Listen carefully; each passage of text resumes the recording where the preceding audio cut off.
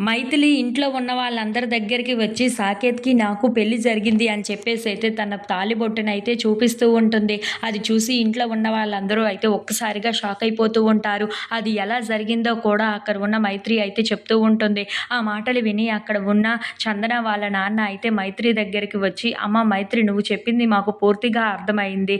అంటే సాకేత్‌కి నీకు పెళ్లి జరిగిందనే మేము కూడా నమ్ముతున్నాము.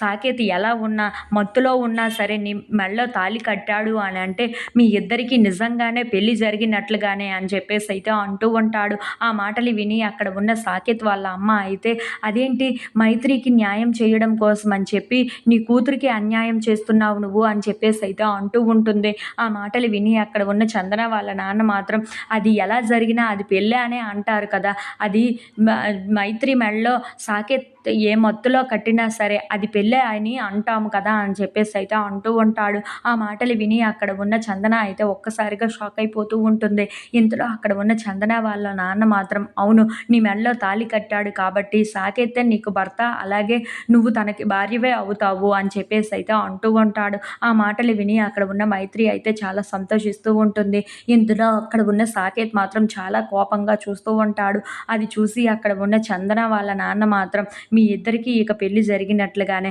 మీ ఇద్దరు భార్యాభర్తలుగానే ఉండాలి. ఇక ఈ పెళ్లి జరగడానికి వీలు లేదు" అని చెప్పేసి అయితే అంటూ ఉంటాడు. ఆ మాటలు విని అక్కడ ఉన్న చందన అయితే ఒక్కసారిగా షాక్ అయిపోయి అలా చూస్తూ ఉండిపోతుంది. If you like this video please like, share and subscribe.